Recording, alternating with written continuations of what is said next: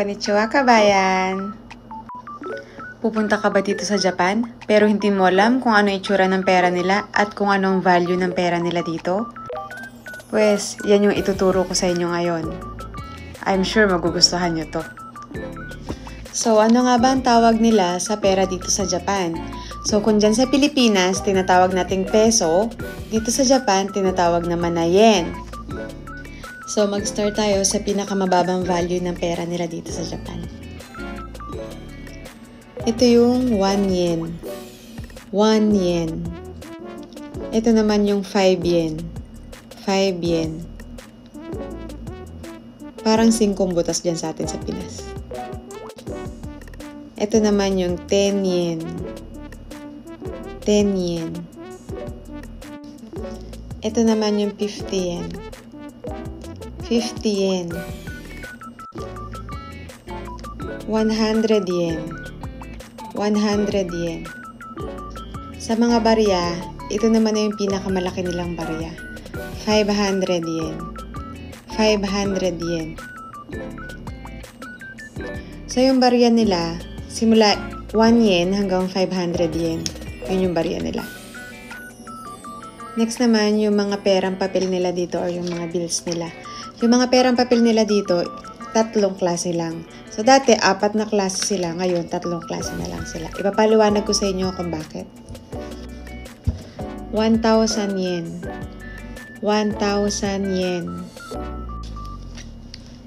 5,000 yen. 5,000 yen. Last naman, 10,000 yen. 10,000 yen. Ito yung tinatawag na lapad. Isang lapad. So dati, ang palitan nito, isang lapad sa Pilipinas, ang palitan nito ay 5,000. Isa nito ay 5,000 pesos. Pero nung dumating ako dito sa Japan, naabutan ko na lang 49.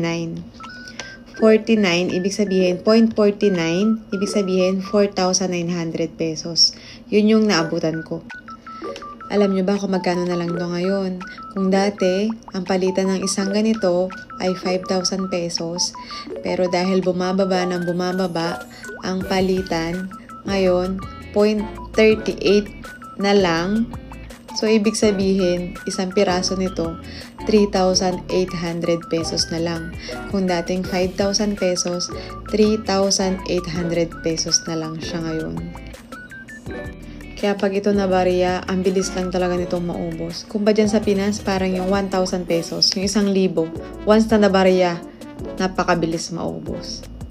So ito yung sinasabi ko kanina kung bakit 3 na lang yung perang papel nila dito. Itong 2,000 yen. 2,000 yen. Ang alam ko na phase out na siya, pero ito, may value pa rin to. Alam ko pwede pa rin siyang papalitan sa bangko. Hindi ko lang alam kung pwede pa siyang ibili sa mga stores dito sa Japan.